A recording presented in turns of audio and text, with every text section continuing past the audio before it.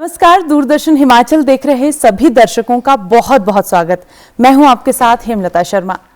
आज से करीब 102 साल पहले ब्रिटिश शासनकाल के दौरान राजधानी शिमला में आइस स्केटिंग की शुरुआत हुई। रिंक के टेनिस कोर्ट से आइस स्केटिंग रिंक में बदलने की कहानी भी बेहद दिलचस्प है और उससे भी दिलचस्प बात यह है कि 102 साल के बाद भी इस जगह पर आइस स्केटिंग हो रही है। आइस स्केटिंग के दीवानों के लिए खुशखबरी ये है कि सर्दियों का सीजन शुरू होने के साथ ही आइस स्केटिंग भी शुरू हो गई है और रिंक के भूगोल, विज्ञान और इतिहास से जुड़ी हुई तमाम जानकारियों के लिए आज हमारे साथ मौजूद हैं आइस स्केटिंग क्लब शिमला के सेक्रेटरी मनप्रीत सिंह। बहुत बहुत स्वागत सर आपका हमारे इस कार्यक्रम में। आपका बहुत बहुत धन्यवाद मुझे बुलाने के लिए। जी सर, इतिहास के पन्नों पर नजर डालें उससे पहले वर्तमान समय की बात कर लेंगे। और आइस स्केटिंग शुरू हो गई है तो हर एक व्यक्ति ये जानने के लिए बेहद उत्सुक है कि किस तरह से पंजीकरण होगा, क्या कुछ सेशंस रहने वाले हैं, तो हमारे दर्शकों को इन तमाम बातों से रूबरू करवाएं। मैम एक्चुअली हमारे आपको पता ही है जैसे एक विंटर क्लब है जी, तो हमारे तो जैसे ही सर्दियाँ शुरू होती है हमारे आगाज़ शुरू हो जाता है गेम्स की प्रिपरेशन के लिए। और आइस स्केटिंग एक ऐसी गेम है जो पूरे हिंदुस्तान के अंदर, शिमला के अंदर बहुत पुराने समय से हो रही है। तो पंजीकरण के लिए कोई ऐसा कोई विशेष का नहीं होता। हमारे जो यहाँ पे बच्चों के लिए जो है बहुत इजी और बहुत सरल तरीके से हम जो है इनको पंजीकृत करते हैं जी। तो विंटर्स के अंदर जैसे हमारे 3 महीने का विंटर सेशन होता है, बिल्कुल, तो इसमें हम जो है पर सेशन के हिसाब से इनको जो है मतलब रजिस्टर करते हैं इनको बच्चों को। तो इसके अंदर जो नॉमिनल फीस है बहुत ही ज़्यादा नॉमिनल, विद स्केट्स आपको जो है 3000 रुपये में बच्चों की जो है पंजीकरण हो जाता है, जिसके अंदर स्केट्स भी हम उपलब्ध करते हैं उनको जी।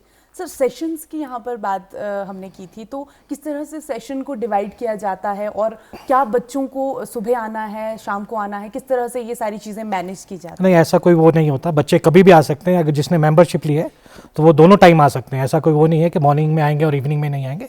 They can come any time, वो उनकी सहूलियत के ऊपर डिपेंड करता है। क्या केवल बच्चे आइस स्केटिंग रिंक में नजर आते हैं या फिर जो बड़े हैं, एडल्ट हैं, बुजुर्ग हैं, उनकी भी दिलचस्पी यहाँ देखने को मिलती है? मैम आपने सुना होगा एक कहावत है कि once a biker is always a biker जी। तो once a skater is always a skater जी। तो हमारे जो बच्चे हैं वो बड़े होकर भी स्केटिंग करने आते हैं। उनमें से जैसे मैं खुद जो है मैंने 3 साल में स्केटिंग शुरू की थी और आई एम 48, बट अभी भी फिलहाल स्केटिंग कर रहे हैं। और हमारे से ज़्यादा बुजुर्ग लोग भी इवन 80 प्लस जो है वो भी हमारे स्केटिंग में आते हैं करने। तो हम ये कह सकते हैं कि जो ये शौक एक बार पाल ले तो आसानी से छूटता नहीं है। बिल्कुल, ये it runs in the family जी बिल्कुल। और आप सिखाते भी होंगे? मैम एक्चुअली क्लब के अंदर जो है एज सच कोई हमने जो है कोई ऐसे टीचर्स नहीं रखे होते, बट जितने मेंबर्स हैं वो सब बच्चों को सिखाने में दिलचस्पी लेते हैं और बहुत आसानी से बच्चे सीख जाते हैं जी। और यदि कोई अलग से प्रशिक्षण लेना चाहता है उसके लिए प्रावधान करा हुआ है हमने। अगर कोई चाहते हैं तो स्पेशल कोचिंग्स के लिए अवॉइड करते हैं। बाकी हमारे कैंप्स लगते रहते हैं जो कि हमारी जो ice skating association of India है और ice hockey association of India, उनके सौजन्य से जो है यहाँ पर कैंप्स लगते रहते हैं जी बिल्कुल। और बेहद पुराना आइस स्केटिंग रिंक है, प्राकृतिक तरीके से इसे तैयार किया जाता है, तो कहीं ना कहीं आकर्षण का केंद्र ना केवल स्थानीय लोगों के लिए, साथ ही साथ जो पर्यटक हैं उनके लिए भी रहता होगा। तो किस तरह का रुझान देखने को मिलता है उनकी तरफ? मैम विंटर्स में शिमला एक डेस्टिनेशन है, विंटर डेस्टिनेशन, आपको पता ही है, टूरिज्म बहुत ज़्यादा है यहाँ पर। तो जितने टूरिस्ट आते हैं उनका एक ज़रूर मोटो रहता है कि हम आइस स्केटिंग रिंक ज़रूर जाएँ। तो इसके लिए हमारे को अभी से फ़ोन आने शुरू हो जाते हैं, मतलब कि कब शुरू हो रहा है, क्या हो रहा है। तो जैसे अब आपको पता है विंटर्स में अब जैसे 25 दिसंबर से लेके 31 तक तो आपका विंटर कार्निवल जैसे चलता करते ही हैं, तो वो हमारे यहाँ पे भी कार्यक्रम होते रहते हैं यहाँ पे। तो हमारा कार्निवल होता है जो 25 दिसंबर को मनाया जाता है जी। तो उसकी प्रेपरेशंस भी हम शुरू कर रहे हैं और उसके अकॉर्डिंगली हम चलते रहेंगे। और 31 को जैसे इवनिंग होता है, मून लाइट स्केटिंग्स होती हैं, तो वो बहुत अट्रैक्ट करती हैं टूरिस्ट को। बिल्कुल। और तैयारियों की बात हम करें तो इस रिंक को तैयार करने में कितना समय लग जाता है? मैम अब जो है, अब हमारा जो क्लब इस वक्त जो चल रहा है, जिस जो ग्राउंड है उसकी मेंटेनेंस में हमें बहुत टाइम लगता है, क्योंकि अभी जो है ये स्मार्ट सिटी के प्रोजेक्ट चल रहा है। वहाँ पे हमारे साथ में एक लिफ्ट बन रही है, आपको मालूम होगा उसके बारे में। तो वो जो है लिफ्ट की वजह से काफ़ी ग्राउंड जो है अनइवन हो गया था, तो उसको अब जो है प्रिपरेशन में हमें काफ़ी टाइम लगा इस बार। बट वैसे जो है 15 दिन लगते हैं हमें हर साल इसको प्रिपेयर करने को, ग्राउंड को जी।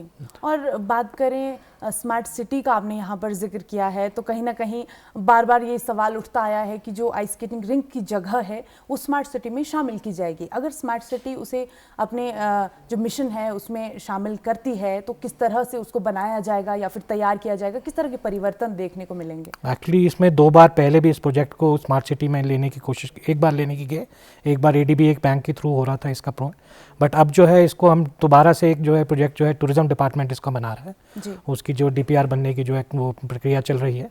तो उसके अंदर जो है हम चाहते हैं कि इसको रिंक को एज इट इज़, जैसे आप जानते हैं जैसे ओपन एयर रिंक, तो हम चाहते हैं कि ये it should become a semi artificial, not fully artificial नहीं बनाना चाहते इसको। तो हमारा जो हमने उनको प्रपोजल्स दिए हैं उसके अंदर जो है रिंग के अंदर विंटर्स जो है उसके अंदर जो है स्केटिंग एज पर नेचुरल जो हम करते हैं उसी तरह से होगी। बट जैसे जब मौसम ख़राब होता है तो हम मशीनरी का यूज़ करके आइस को बना सकते हैं एंड देन वो स्केटिंग जो है हमारी हैम्पर नहीं होगी। बल्कि जैसे आजकल क्या होता है कि अगर जैसे मौसम ख़राब हो जाता है तो बादल आ जाते हैं तो जो है विंटर के जो है आइस जो है पिघलनी शुरू हो जाती है, तो इस करके हमारा जो है सेशन वो ख़राब हो जाते हैं। तो हम एक एब्सोल्यूट मतलब टाइमिंग्स नहीं दे पा सकते हैं। अगर हमने कोई इवेंट्स ऑर्गेनाइज करने हैं तो अगर मौसम ख़राब हो गया तो उसकी वजह से बहुत दिक्कत आ जाती है। 1-2 साल पहले ऐसा ही हुआ था, तो हमें पूरा जो है हमारा नेशनल्स का इवेंट यहाँ हो रहा था तो उसको फिर शिफ्ट करना पड़ा। That was a lot of मतलब दिक्कत हुई, उसमें डिफिकल्टी हुई हमें। जी बिल्कुल, कहीं ना कहीं जो प्रकृति जो है बदलती रहती है उस वजह से भी परेशानी। क्लाइमेट चेंज आपको मालूम है, अब पहले जो होता था नवंबर के एंड में शुरू हो जाती थी स्केटिंग, तो अब जो है वो मिड ऑफ दिसंबर में चलेगी और वो शिफ्ट होती जा रही है, जनवरी फरवरी तक अब जाती है स्केटिंग। तो वो है कि क्लाइमेट चेंज के साथ बहुत चीज़ें में फ़र्क आ रहा है अब। बिल्कुल, और इसी कारण हम चाहते हैं क्लाइमेट चेंज से जो है कि ये स्केटिंग जो है हैम्पर ना हो। हम चाहते हैं कि गवर्नमेंट का सहयोग मिले हमें और ये जो है एक आर्टिफिशियल रिंक जो है सेमी आर्टिफिशियल रिंक बनाया जा सके जी बिल्कुल। और आपने बिल्कुल सही कहा कि जो क्लाइमेट है बहुत अहम भूमिका यहाँ पर निभा रहा है। हमारे दर्शकों को ये भी बता दूं कि जो आइस स्केटिंग रिंक शिमला में है वो एशिया का एकमात्र ऐसा रिंक है जो आउटडोर है। इसके अलावा जो कुछ रिंक हैं वो इंडोर हैं जहाँ पर आर्टिफिशियल तरीके से जो रिंक है वो तैयार किए जाते हैं, लेकिन ये प्राकृतिक तरीके से यहाँ पर तैयार एकमात्र ऐसा रिंक है। तो शिमला अपने आप में बेहद ठंडी जगह है और ब्रिटिश शासनकाल में भी अंग्रेज़ों ने इसे बहुत ज़्यादा पसंद किया। तो शिमला के बहुत सारे इलाके ऐसे हैं जो बहुत ज़्यादा ठंडे हैं, तो ऐसा क्या खास था उस जगह पर जहाँ की इतने सालों से वहीं पर आइस स्केटिंग होती आई है और वहीं से शुरू हुई? ये एक बहुत रोचक कहानी है वैसे, आपको मैं बताऊंगा। मिस्टर ब्लिसिंगटन थे 1920s के अंदर। वैसे यहाँ पे ये जो है जो ग्राउंड होता this was used as for lawn tennis. तो यहाँ पे अंग्रेज लोग जो थे वो लॉन टेनिस खेलते होते थे। तो उसी दौरान मतलब विंटर्स के अंदर उनकी कहीं बाल्टी जो है बाहर नलके के नीचे रखी उन्होंने भरने के लिए। तो जब वो भर के तो वो पानी जो है फ्रीज हो गया था। तो उनके ख्याल आया कि अगर पानी यहाँ पे जम सकता है तो वो क्यों ना इसको स्केटिंग के लिए इस जगह को यूज़ किया जाए। तो उन्होंने उसको फ्लड कर दिया पानी के साथ। फिर जो है गढ़वाली जो उस टाइम पे थे वहाँ पे वर्कर्स, तो उन्होंने इसको प्रक्रिया को बहुत अच्छी तरह से उन्होंने अपने डाल लिया अपने आप को। तो विंटर्स में हमारे पास हमेशा गढ़वालीज आते होते थे तो वो इसको जमाते होते थे। तो दिस मतलब जो है आइस स्केटिंग रिंग तब शुरू हुई है। तो उससे लेकिन जब वो शुरू हुई है उसके बाद से ये कंटिन्यूड ही रही, बिकॉज इट वाज, आपको पता है अंग्रेज लोग तो वैसे ही विंटर लवर्स होते हैं और स्पोर्ट्स लवर्स होते हैं। तो वही चीज़ें अब आगे हमारे शिमलाइट्स के अंदर भी डेवलप हो गई हैं। तो we are also sports lovers. Skating हमारे खून में बहती है बच्चों के अंदर जितने आ रहे हैं। तो हम चाहते हैं कि ये चीज़ जो है लुप्त यहाँ से मतलब खत्म ना हो। तो इसको हम बरकरार करने की कोशिश करते हैं। तो हम अपनी तरफ से पूरी मेहनत लगाते हैं कि हर साल जो है इसको मतलब हम स्केटिंग को शुरू कराएं। इवन हमने कोविड के दौरान भी आपको बताएंगे कि हमने कोविड के अंदर भी जब कोई स्पोर्ट्स नई एक्टिविटीज़ नहीं चल रही थी तब भी हमें गवर्नमेंट का पूरा सहयोग मिला और हमने इसको सेशंस को यहाँ पे करवाया। बिल्कुल। तो हमारे दर्शकों को ये मालूम हो गया होगा कि क्यों जो ये कहानी मैंने शुरू में इसका जिक्र किया कि जो ये रिंक है ये पहले टेनिस कोर्ट हुआ करता था और इस तरह से इसे आइस स्केटिंग रिंक में बदला गया। और ये कहानी बेहद रोचक है और इस कहानी के बाद ही यहाँ पर आइस स्केटिंग की शुरुआत हुई और आज करीबन 102 साल यहाँ पर इस आइस स्केटिंग रिंक को शुरू हुए हो चुके हैं। 1920 में ये आइस स्केटिंग रिंक यहाँ पर शुरू हुआ था। तो अपने आप में एक विरासत है इतिहास की, बिल्कुल जो अपने आप में कई सारे राज यहाँ पर संजोए हुए हैं। तो बात करते हैं आइस स्केटिंग से संबंधित जो स्पोर्ट्स है उसको लेकर के। तो यदि बच्चे इतनी ज़्यादा इसमें रुचि दिखाते हैं तो कहाँ वो अपना भविष्य बना सकते हैं, किस तरह से इस क्षेत्र में आगे अपनी प्रतिभा को प्रदर्शित कर सकते हैं? एक्चुअली मैंने आपको बताया क्योंकि हमारे पास यहाँ पर समय बहुत लिमिटेड होता है जी। तो बच्चे इस स्पोर्ट को नॉट एज अ स्पोर्ट लेते हैं बट एज अ मतलब एक्टिविटी लेते हैं, जी। मतलब जिसको हम कहते हैं कि जैसे हाई हॉबी हो गया हमारी, बिल्कुल। तो they don't aspire for it as a sport.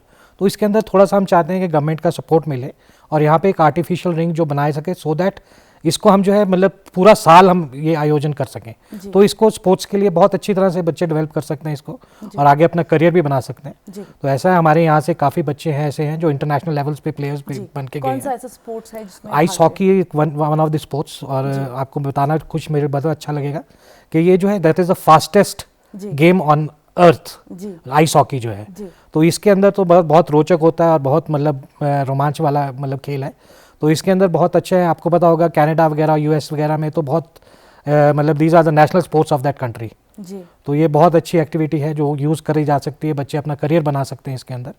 तो हालांकि हिंदुस्तान के अंदर अभी इतने लेवल पे नहीं पहुंचा है, बट स्टिल वी आर मतलब जो है इसको चलाने की कोशिश कर रहे हैं, आगे बढ़ाने की कोशिश कर रहे हैं। तो हमारी एक ice hockey association of India है और आइस हॉकी की भी हमारी एसोसिएशन है। तो वो दोनों जो हैं एसोसिएशंस मिलकर इसको स्पोर्ट को आगे बढ़ाने की कोशिश में लगे हुए हैं। जी बिल्कुल, और हम यही उम्मीद करेंगे कि कहीं हमारे भारत देश में भी अच्छे स्तर पर ये स्पोर्ट पहुंचे और अपनी प्रतिभा को जो है लोग निखार सकें इसके ज़रिए। तो कार्निवल का आपने यहाँ पर जिक्र किया थोड़ी देर पहले, तो किस तरह की एक्टिविटीज़ उसके तहत कार्निवल मैम पहले तो बहुत ज़्यादा रोचक होती थी, पूरे शिमला से लोग इसमें आते होते थे, but with the advent of television and वो चीज़ें जो है थोड़ी हट गई हैं, लोग उस पर जाना चले गए। तो अब जो है कार्निवल्स के अंदर हमारा फैंसी ड्रेस होता है, प्लस हमारे आइस हॉकी मैचेस होते हैं, बच्चों की रेसेस होती हैं, जंप्स ओवर बास्केट्स होती हैं, मतलब बहुत रोचक खेलें होती हैं जो मतलब एक यूनिक है टू आइस स्केटिंग ओनली। जी। तो वो हमारा जो प्रिपरेशन शुरू हो जाते हैं, तो अब जो है मोस्ट प्रॉब्ली 20th तक जो है हम सोच ही रहे हैं इसको शुरू करने का, हमारी प्रिपरेशंस को। तो कार्निवल हम चाह रहे हैं कि अभी काफ़ी टाइम से हो नहीं पाया, पहले कोविड की वजह से नहीं हो पाया, कुछ मौसम की खराबी की वजह से नहीं हो पाता। तो इस बार हम होपफुल हैं कि इस बार हम ज़रूर उसको मतलब आयोजन करें उसका इस बार कार्निवल का। और कितने दिनों तक आयोजित? नहीं, वैसे तो 25th को होता है, मॉर्निंग एंड इवनिंग होता है। तो इवनिंग के अंदर जो है फैंसी ड्रेस होता है, मॉर्निंग में रेसेस होती हैं बच्चों की और आइस हॉकी मैचेस होते हैं, फिर गेम्स जैसे होती हैं, एक हम चेन आपको पता है खेलते हैं, वो आइस के ऊपर भी खेलते हैं उसको चेन को। तो बहुत अच्छा मतलब एंजॉयमेंट होता है बच्चों का। जी। केवल आप सुबह और शाम का यहाँ पर जिक्र कर रहे हैं, क्यों ऐसा है कि दोपहर के समय आइस स्केटिंग नहीं हो सकती है? मैम वही आपको बताया कि वेदर डिपेंडेंट है। अगर यहाँ पर मतलब मशीनरी लग जाएगी तो हम ज़रूर उसको मतलब हमें पूरा फुल डे हम उसको फिर कर सकते हैं विदाउट, थोड़ा सा ब्रेक होता है उसके अंदर सिर्फ होता है वाइज, वरना पूरा सेल मतलब जो है चलता है वो फिर। तो अभी जो है हम मॉर्निंग और इवनिंग में इसलिए कर पाते हैं क्योंकि जो बीच का दिन में जो टेम्परेचर है वो हाई हो जाता है और आइस जो है नरम पड़ जाती है, तो उसमें स्केटिंग नहीं हो पाती है उस वजह से। जी। वो कहीं ना कहीं रिंग खराब हो जाता है। और एक्चुअली अब आपको पता है अब रिवॉली एक हमारे ऊपर होता था, तो वो थिएटर भी टूट रहा है, तो उसकी वजह से भी जो शेड हमारे को मिलता था वो शेड के अंदर थोड़ा सा जो है वो हमारे को डायरेक्ट सनलाइट जो है ग्राउंड पे पड़ती है, तो उस वजह से भी हमारे को दिक्कतें अब फेस करनी पड़ रही हैं।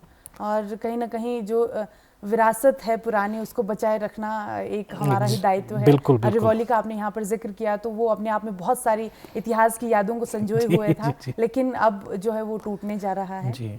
तो आगे चर्चा को बढ़ाते हैं। खैर, बार बार कोरोना का जिक्र आपने यहाँ पर किया, तो कोरोना संक्रमण काल का थोड़ा सी बात कर लेते हैं कि किस तरह से चीज़ों को मैनेज किया गया, क्या कुछ चीज़ें उस वक्त प्रतिबंधित थी, किस तरह से सेशंस जो है ऑर्गेनाइज किए गए?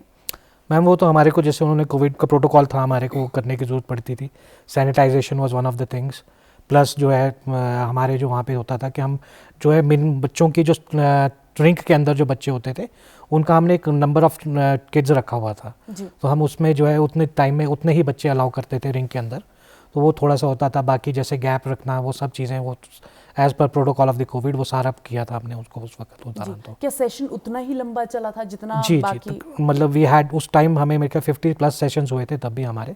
तो मतलब हमारे यहाँ पे जो है सेशंस की बहुत वो दिक्कत हो जाती है क्योंकि हम जो है वेदर डिपेंडेंट होने की वजह से हमारी बहुत सारी मतलब मुश्किलें हैं कि इसको हम किस तरह से इसको हम बढ़ाएं इसको, तो वो थोड़ा सा दिक्कत ज़रूर हमें पेश आ रही है।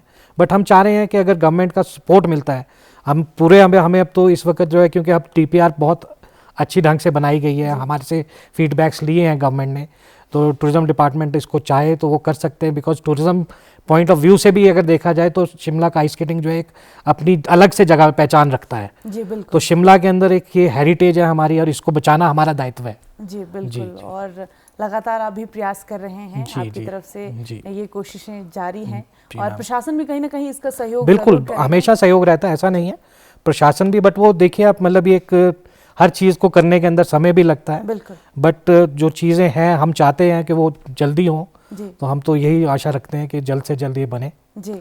और बच्चों के लिए एक एक्टिविटी जो पूरे इंडिया के अंदर यूनिक है वो बरकरार रहे। बिल्कुल बिल्कुल। और कहीं ना कहीं लोग भी बहुत ज़्यादा इंटरेस्ट इसमें दिखाते हैं, स्पेशली बहुत दूर दूर से लोग आइस स्केटिंग का लुत्फ उठाने आपको मैं वो बताऊंगा, हमारे पास ऐसे स्केटर्स हैं जो कलकत्ता से आते हैं जी, जो सिर्फ स्केटिंग करने के लिए आते हैं जी। दिल्ली से लोग आते हैं जिनको जो पुराने जो यहाँ पे स्केटर्स रह चुके हैं, फिर उनकी शिफ्ट काम काज की वजह से बाहर जाना पड़ता है, तो वो फिर भी विंटर्स में they try to come and have skate here. बिल्कुल, आजकल वो जगह एकदम जो है रौनक भरी हो जाती है। बिल्कुल जरूर बिल्कुल बिल्कुल। और बात बहुत सारी हमने करी कि किस तरह से जो तापमान है उसको स्थायी रखना है या फिर आर्टिफिशियल तरीके से इन सारी चीज़ों को किया जाना है, लेकिन क्या इसके अलावा बहुत सारे लोग ऐसे होंगे जो आपके साथ इन्वॉल्व होंगे, इन सारी चीज़ों को संभालते होंगे, किस तरह से वो सारी चीज़ें मैनेज की जाती है? मैम हमारे क्लब के अंदर जो है मतलब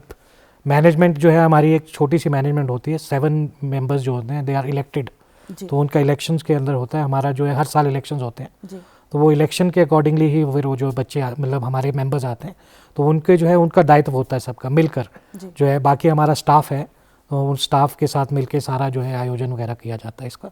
तो बाकी जो है हमारा जो वैसे जो मेन जो है हमारा जैसे जो फंड्स जो है काफ़ी जो है हम सेल्फ जनरेटिंग होते हैं, तो क्लब जो है किसी कभी कहीं बाहर से मांगने की ज़रूरत नहीं पड़ती है, इतना हमारा क्लब की सस्टेनमेंट है। तो जो हमारा विंटर्स में तो आइस स्केटिंग एक मेन अट्रैक्शन रहता है, बट अदरवाइज ऑल्सो हमारा जो है एक सिविल क्लब है आइस स्केटिंग रिंग के अंदर, जिसके अंदर हमारे अपने जो है कार्ड रूम है प्लस स्पोर्ट्स रूम है, हमारे बिलियर्ड टेबल लगा हुआ है, टेबल टेनिस का है, तो जो मेंबर्स हैं वो उसका विंटर्स के अलावा जो है समर्स में और बाकी सीजन के अंदर वहाँ पर यूज़ करते हैं, क्लब के तहत ये सारी चीज़ें की जाती हैं। जिम्नेजियम है, वो पूरा फैसिलिटीज़ हैं उसकी तो वो यूज़ करते हैं, तो उसका जितना हमारा फंड्स आता है तो वो सब हम यूटिलाइज़ करके आपको बताना चाहूँगा कि अगर आप देखें तो जो हिमाचल के शिमला के अंदर जो हम स्केटिंग का पर बच्चा अगर हम करेंगे 50 सेशंस हमारे होते हैं और 2 घंटे का सेशन होता है, तो रफली जो 3,000 रुपये बच्चा मतलब देता है, तो it comes out to be 30 rupees only for 1 session. और बाहर आप कहीं स्केटिंग करने जाते हैं तो मिनिमम जो है 500 से 600 रुपये 1 घंटे का सेशन चार्ज करते हैं वो। तो ये मतलब एक सिर्फ स्पोर्ट्स को बढ़ावा देने के लिए हम इतने प्राइस में करते हैं ताकि बच्चों को चुभे ना पेरेंट्स को चुभे, बिकॉज आजकल की जो महंगाई की जब वो है कि मतलब हर चीज़ काउंट करनी पड़ती है। बिल्कुल बिल्कुल, और बहुत ही कम दरों पर यहाँ पर जो है बिल्कुल, ये हमारा मतलब एक स्पोर्ट्स को पॉपुलर करने के लिए प्लस ये स्पोर्ट्स डाई ना हो इसलिए हम चाहते हैं कि इसको हम कंटिन्यू रखें इसको। जी बिल्कुल, और हमारे दर्शकों को भी ये जानकर बेहद खुशी होगी कि बहुत कम शुल्क यहाँ पर लिया जा रहा है, तो आप भी ज़रूर जाएं और इस इतिहास से जुड़ी हुई बेहद खूबसूरत जगह पर आइस स्केटिंग का लुत्फ़ उठाएं। यदि आप प्रशिक्षण लेना चाहते हैं तो जैसा कि मनप्रीत जी ने बताया, प्रशिक्षण भी यहाँ पर आपको दिया जाएगा और बहुत सारी एक्टिविटीज़ यहाँ पर करवाई जाती हैं जिसका आप लुत्फ़ ले सकते हैं यदि आप आइस स्केटिंग में जो है रुचि रखते हैं। बहुत लंबा समय मनप्रीत जी बीत गया है आइस स्केटिंग को होते हुए, बहुत दशक बीत गए हैं, तो इन सालों में क्या कुछ परिवर्तन आपने देखा है? क्योंकि बहुत लंबे समय से आप जुड़े हैं, आपने कहा 3 साल से आप आइस स्केटिंग करते आ रहे हैं, तो क्या परिवर्तन देखते हैं इस स्पोर्ट्स को लेकर के, उस जगह को लेकर के जहां पर इतने लंबे समय तक भी अभी भी जो आइस स्केटिंग है वो होती आ रही है? मैम चेंजेस तो बहुत ज़्यादा आ गए हैं। पहले जो थी चीज़ें, जो क्लब की रौनक थी उसमें भी मतलब बहुत कमी लगती है। हम उसको अगर उससे कंपेयर करते हैं तो पहले जितनी रुचि लोगों की होती थी, क्योंकि विंटर्स के अंदर जो होता था, अब लोग बाहर घूमने फिरने बहुत जाते हैं, तो वो चीज़ें जो हैं वो ख़त्म होती जा रही हैं, तो लोगों का इंटरेस्ट भी कम हो रहा है। हम चाहते हैं लोगों को कि स्केटिंग एक ऐसा स्पोर्ट है जो कहीं और उपलब्ध नहीं है, तो जो शिमला वासी हैं एटलीस्ट उनको हमेशा जो है कि एक स्पोर्ट ऐसी जो है इसको एक्टिवली इसमें पार्टिसिपेट करना चाहिए, तो ये हम चाहते हैं। बाकी जो है आप देखें कि चेंजेस बहुत आगे, पहले एक नॉस्टैल्जिक फीलिंग होती थी, सुबह उठते थे तो एक हमारा ये होता था कि जल्दी से जल्दी पहुंचे क्लब के अंदर स्केटिंग करने के लिए। तो हमारे वहाँ पे एक बताऊंगा आपको अंगीठी की, वो अंगीठी आपको पता होगा पुराने ज़माने में कोयले की अंगीठी जलती होती थी, तो उनके अकॉर्डिंग धुआं देखते थे तो धुआं से पता लग जाता कि स्केटिंग शुरू हो रही है।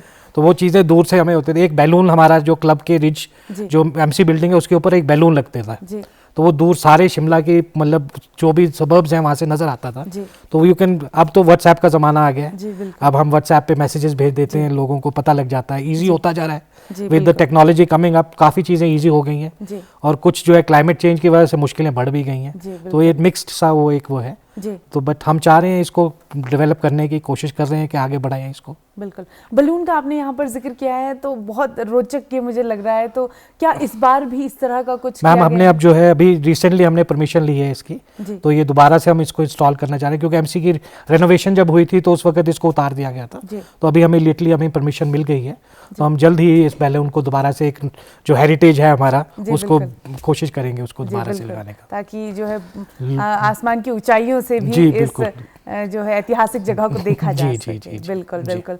अब बात करते हैं पर्यटन विभाग की, तो क्या पर्यटन विभाग की तरफ से कुछ ऐसे प्रयास किए जा रहे हैं कि ताकि पर्यटन विभाग के साथ मिल करके और ज़्यादा इसे बढ़ावा दिया जा सके? जी मैम, अब जो नया जो डीपीआर है वो पर्यटन विभाग ही बना रहा है हमारे लिए। जी।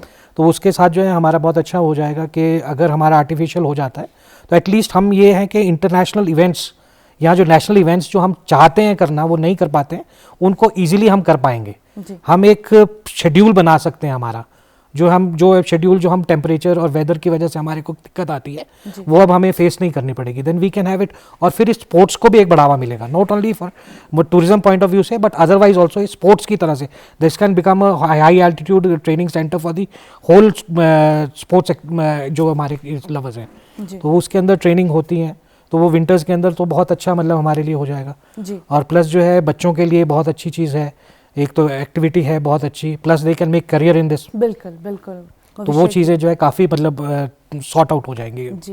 जी। तो उस नेशनल ब्यूरो अगर हमारे को नेशनल लेवल पे भी हमारी टीम को भी मतलब हर तरह से, अभी आपको बताना चाहूँगा कि नेशनल लेवल के ऊपर हमारे बच्चे बहुत पिछड़े हुए हैं। बिल्कुल। बिकॉज यहाँ पे एक तो सबसे बड़ा जो है शॉर्टफॉल है कि हमारे रोलर स्केटिंग रिंक भी एक ही है, प्लस हमारी जो यहाँ की टोपोग्राफी ऐसी है, नीचे के बच्चे जो है वो इवन रोड्स के ऊपर प्रैक्टिस करते हैं, तो हमारे बच्चों को वो चीज़ें भी नहीं प्रोवाइडेड हैं।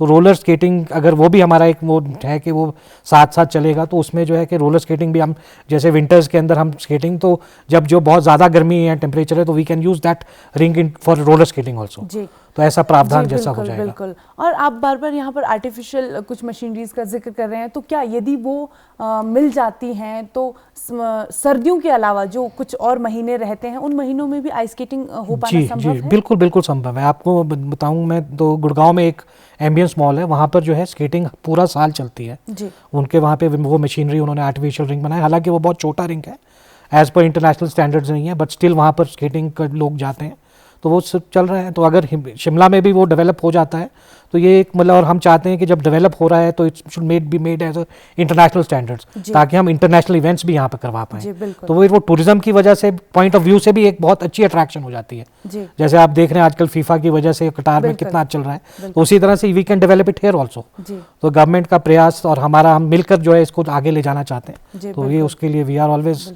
मतलब सपोर्टिव फॉर एवरीथिंग। बिल्कुल। कहीं ये बहुत अच्छी बात हो सकती है यदि 4 महीने की जगह पूरा साल ये सारी एक्टिविटीज़ होती रहें, तो बिल्कुल इस चीज़ को बढ़ावा मिलेगा और ये बहुत ही अच्छे शिखर तक पहुंचने का एक जरिया बनेगा। बिल्कुल। बहुत सारी समर स्पोर्ट्स एक्टिविटीज़ की भी आपने यहाँ पर बात की कि आइस स्केटिंग के अलावा जो क्लब है वो बहुत सारी चीज़ें भी करवाता है। जी। तो उन सब चीज़ों में कितना रुझान लोगों का देखने को मिलता है? दैट इज़ बेसिकली वो हमारे सिर्फ जो सिविल क्लब मेंबर्स के लिए यूज़ होता है। तो ज़्यादा सीनियर मेंबर्स जो आते हैं, जो रिटायर्ड लोग हैं, वो इन एक्टिविटीज़ के अंदर पार्ट लेते हैं। बाकी ऐसा वो स्पोर्ट्स एक्टिविटी नहीं है, these are just facilities for normal आपके जो है मतलब डे टू डे रूटीन को चेंज करने के लिए वो एक्टिविटीज होती हैं। सरल शब्दों में कहें तो बच्चों से लेकर बूढ़ों तक के लिए, सबके लिए बिल्कुल बिल्कुल प्रावधान है। जी जी जी जी। तो उनके लिए और किस तरह की गतिविधियां, क्या उनसे भी शुल्क लिया जाता है? जो जी उनसे भी शुल्क लिया जाता है ना। वैसे तो जो मेंबरशिप है वो बहुत लिमिटेड है, मतलब 200 रुपये पर मंथ के हिसाब से वो बहुत लिमिटेड है बच्चों को, मतलब मेंबर्स के लिए जो है। जी। बाकी तो जो चार्जेस हैं, जैसे बिलियर्ड खेलना है या टेबल टेनिस खेलना, वो पर टाइम के हिसाब से पर आवरली चार्ज करते हैं। जी। That is also very nominal, मतलब वो जो है दैट इज, हम वो सिर्फ just to make this club going running, जी। ये उसी उतना हम इसमें चार्ज करते हैं। It's not, it's a non profit organisation. जी बिल्कुल, 4 महीनों की जगह ये पूरा साल जो है कहीं ना कहीं एक्टिविटीज चलती रहे, बिल्कुल बिल्कुल। इसके लिए नहीं तो अगर हमारा फुटफॉल खत्म हो जाता है तो क्लब का चार्म बिल्कुल खत्म हो जाएगा हमारे। जी जी तो इसको हम बरकरार रखने के लिए हमारा जो है ये पूरा साल जो है कोई ना कोई एक्टिविटी चलनी रहती है। तो उस तरह से हमारा एक रेस्टोरेंट है छोटा सा, जी वो भी चलता है। तो फिर जितने मेंबर्स आते हैं उनके लिए वो वहाँ पे खाने पीने का प्रावधान भी है। जी। इस साल की अगर हम बात करें तो इस साल अभी तक कितने बच्चे आए हैं आपके पास और कितने सेशंस हो चुके हैं? अभी तो सेशंस शुरू ही हुए हैं मैम, आज हमारा तीसरा सेशन था। जी तो आइस बहुत अच्छी हो गई है जी। और तकरीबन 51 बच्चों के इनरोलमेंट आ चुकी है। बट अभी जो है स्कूल्स भी मेरे ख्याल अभी बंद हो रहे हैं। आज भी मेरे ख्याल एक तारहौल स्कूल में मेरे ख्याल छुट्टियां हुई हैं, जी तो आज सुबह ही मॉर्निंग में काफ़ी रश था बच्चों का। जी तो इसी तरह से जो है बच्चे जैसे जैसे छुट्टियां हो रही हैं बच्चे आ रहे हैं और एनरोल करा रहे हैं। जी तो हमारे जैसे लास्ट ईयर ऑल्सो देवर रफली अराउंड 200+ बच्चे थे। जी तो इस साल भी हमें उम्मीद है कि उतने बच्चे ज़रूर होंगे। जी बिल्कुल, और हम भी यही उम्मीद करेंगे कि ज़्यादा से ज़्यादा स्पोर्ट को बढ़ावा मिले। तो समय की हमारे पास थोड़ी सी कमी है और अंत की तरफ चल रहे हैं, तो एक छोटा सा संदेश उन सभी बच्चों के लिए जो आइस स्केटिंग का शौक रखते हैं और उन सभी लोगों के लिए एक संदेश कि किस तरह से इस ऐतिहासिक जगह को बरकरार रखा जा सकता है। शिमला को बरकरार रखने के लिए तो आपको पता है मैम काफ़ी प्रयास किए जा रहे हैं। स्मार्ट सिटी के तहत बहुत प्रोग्राम चल रहे हैं।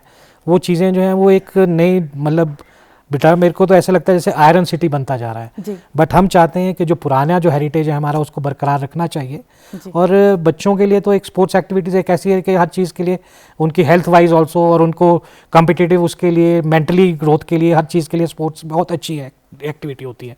तो हम चाहते हैं कि बच्चे इसको एंजॉय करें। ये यूनिक स्पोर्ट है, शिमला के अंदर होती है और शिमलाइट्स को तो चाहिए आना, बल्कि टूरिस्ट भी जितने आते हैं वो भी इसको ज़रूर करें। बिल्कुल तो स्केटिंग एक ऐसी चीज़ है जो आप एक बार करेंगे तो आपका दिल करेगा कि इसको कंटिन्यू रखा जाए। बिल्कुल बिल्कुल, बहुत बहुत शुक्रिया जी। मनप्रीत जी तमाम जानकारियों के लिए और खूबसूरत इतिहास जो Thank you आपने so much, बताया ma'am. Ice Thank you, skating thank ring you, से thank जुड़ा you. हुआ।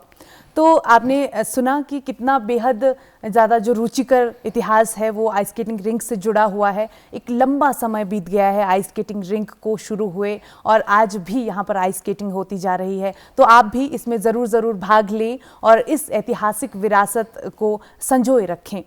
तो इसी उम्मीद के साथ आपसे फिर होगी मुलाकात नए विषय के साथ। तब तक के लिए नमस्कार।